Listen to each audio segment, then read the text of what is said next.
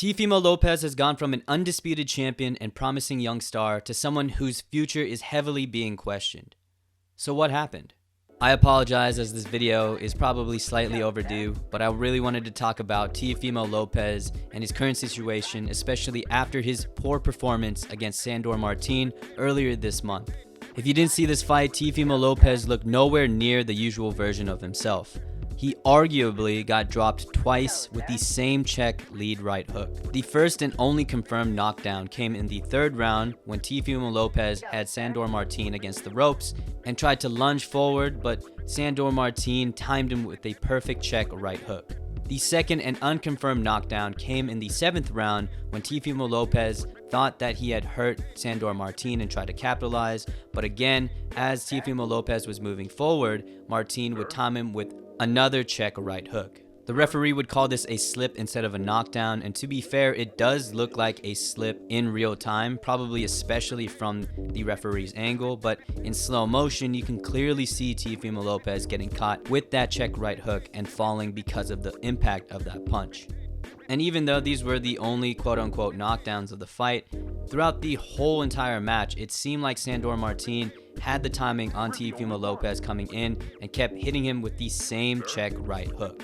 And even though Teofimo Lopez was able to have his moments against Sandor Martin, especially with his explosiveness and athleticism, it seemed like he never adjusted to Sandor Martin's timing, especially that lead hook that he kept throwing. Though by the end of the fight, he was granted a very close and controversial split decision, to which many fans even argued that Sandor Martin was robbed. But whether or not you thought this was a robbery for Martin, everybody could agree that this was a very poor performance by Teofimo Lopez. So what happened? How did we go from talking about Teofimo Lopez as this promising young star that was an undisputed champion at 135 to arguably losing against a guy you were slated to beat decisively and having fans question whether or not you can even compete with the top guys in your division? Well, to do so, we have to rewind a bit and go back to 2020 when he first became the undisputed champion of 135. Going into the Lomachenko fight, Loma was seen as definitely the best lightweight in boxing and arguably the best pound-for-pound boxer, period. Loma had 3 of the major belts, which included the WBA, the WBO, and the WBC lightweight title. Teofimo was also coming into this fight very hot, as he was at the time undefeated and knocked out 12 of his 15 opponents. But despite this, Teofimo Lopez was coming in a massive underdog. Lomachenko was a minus 400 favorite, which basically means that he had an 80% chance to win. Though when the actual fight started, Teofimo Lopez was the one that looked very, very good and was able to pressure and back down Lomachenko with his combinations. Lomachenko can sometimes be a very slow starter, and he sometimes takes the early rounds to figure out his opponent, but in this case it was to his detriment, as Teofimo Lopez was able to take advantage of this slow start and bank these early rounds with his pressure and strength. Though to Lomachenko's credit, he was able to figure out Teofimo Lopez, especially in the latter rounds, but by then it was too little too late.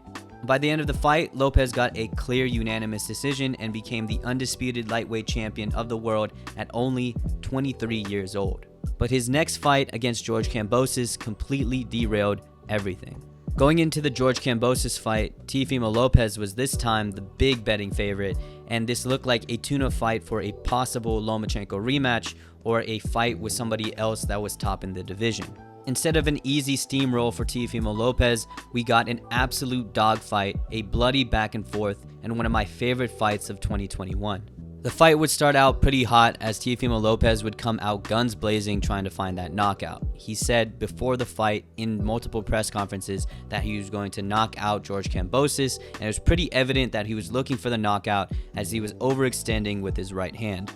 Though they often say in boxing to never look for the knockout, because in this case, George Kambosos was able to take advantage of Teofimo Lopez's over-aggression and time him coming in with a huge right hand. This would drop Teofimo Lopez and show everybody that this was going to be more than just a tune-up fight. And though Teofimo Lopez stopped aggressively trying to look for a one-punch knockout, it was George Kambosos who got the best of the exchanges, and he started to take control, especially of the middle rounds of the fight. And though not as aggressive as the first round, Teofimo was still trying to find one big punch. And even when he did land that big punch, George Kambosos was able to eat it very well.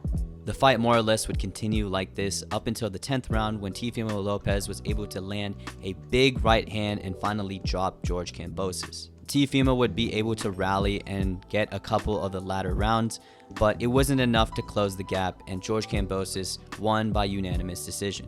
After this unfortunate loss, he would move up to 140 pounds and start campaigning there. His first fight at this new weight class would be Pedro Campa, and overall he had a very great performance. He looked very comfortable from start to finish, and he was very sharp, had great footwork, and finally got the finish in the 7th round. And though this was a clean and dominating performance by Teofimo Lopez, Pedro Campa is definitely not the best competition for him, and he's nowhere near a top 15 boxer in the division. But granted, if you move to a new weight class and you're coming off of a loss, you definitely want a sure win to get back your confidence, so I don't really blame Teofimo for taking this fight. So after this fight, this would bring us back to Sandor Martin, which I said earlier was a very poor performance for Teofimo Lopez. Unlike Pedro Campa, by most belt organizations, Sandor Martin is a top 15 boxer in the division, and so because of this new level of competition, Teofimo Lopez was unable to dominate him like he did Pedro Campa.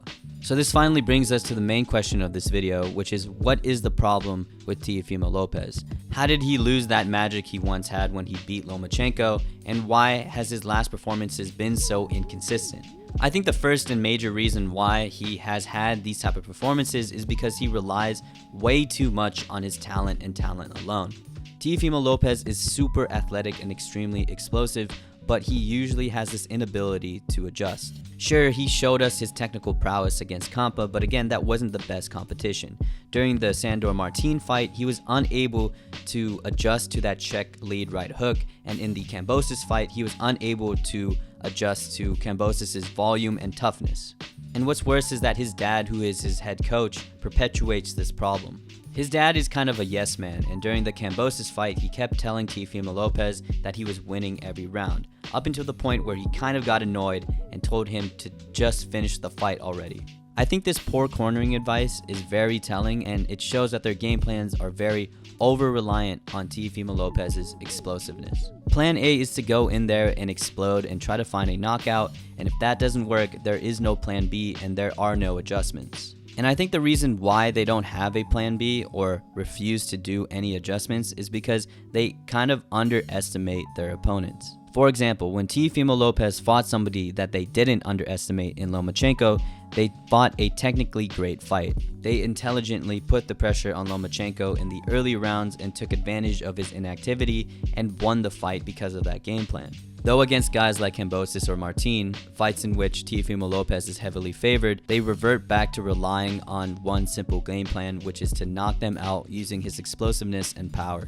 So what's the solution? How can we get Teofimo Lopez back into contention and potentially be the champion of 140 pounds? I think the tough but obvious solution is for Teofimo Lopez to leave his dad as his head coach. He needs a new head coach that can go over game plans and tactics and that can make the right adjustments in the fight live. Teofimo Lopez is easily athletically capable to become a champion at 140 pounds, but he definitely needs a better strategist in his corner if he wants to actually beat the top guys in this division.